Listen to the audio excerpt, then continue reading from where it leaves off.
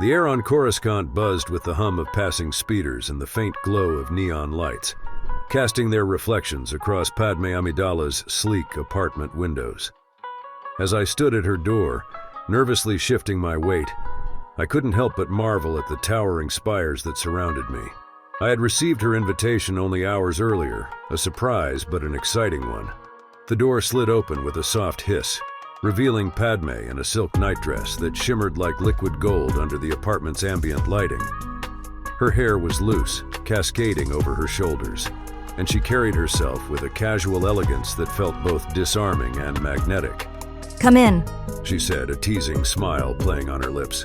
"I hope you're ready for an evening more exciting than just holonet gossip."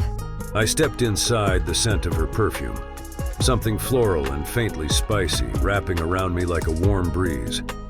The apartment was as striking as its occupant, filled with artwork from Naboo, the gentle hum of a trickling fountain in the corner, and a view of Coruscant's vibrant skyline that seemed to stretch into infinity. "You've got quite the place," I said, trying to sound casual. "Do all senators live this well?"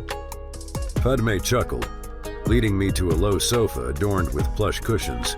"Not all senators have to negotiate peace treaties while dodging assassination attempts. I like to think I've earned a few luxuries." We sat, and for a moment the silence between us was charged. She studied me, her eyes sparkling with a mix of curiosity and something unreadable. "You seem nervous. Surely I don't intimidate you." "Maybe a little," I admitted, flashing a grin. "You are one of the galaxy's most powerful and beautiful women." She leaned back, laughing softly, the sound light and melodic. "Careful with the flattery. I might start to think you're after something." I shrugged. "Maybe I just enjoy spending time with someone as fascinating as you." Her smile shifted, becoming softer, more thoughtful. "People always seem fascinated by the idea of me. A queen, a senator, the polished exterior. But beneath all that, I'm just Padmé, a girl from Naboo who wanted to make the galaxy better." She paused, her gaze drifting toward the window. "Sometimes I wonder if I've done enough, if all the compromises, the risks were worth it." There was a weight in her voice, one that spoke of sleepless nights and impossible choices. I hesitated before responding, not wanting to tread too lightly or too boldly. "From where I'm sitting, it seems like you've done more than most could even dream of. But maybe you're too close to see it." Padmé turned to me, her eyes searching mine. "That's kind of you to say, but it's hard not to feel alone in all of it sometimes." The vulnerability in her tone tugged at something in me. "You're not alone tonight." Her lips curved into a wry smile. "Is that your attempt at flirting?" "Was it that obvious?" she teased, though there was warmth in her gaze.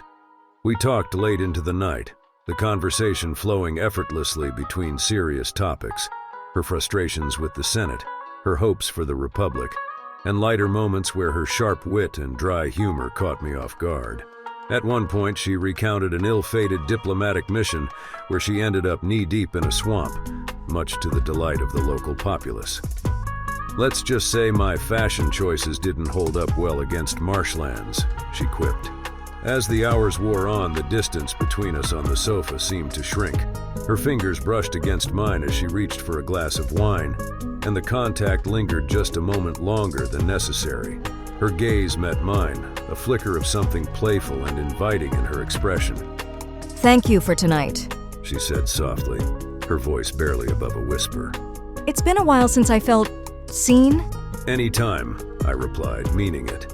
Padmé leaned closer, her face inches from mine, her lips curving into that enigmatic smile once more. "You'd better get some rest. I have a feeling tomorrow might be even more interesting." And with that, she rose, her nightdress catching the light one last time as she disappeared into the shadows of her room. I leaned back, a satisfied smile on my face, knowing I'd just spent an unforgettable night with the one and only Padmé Amidala.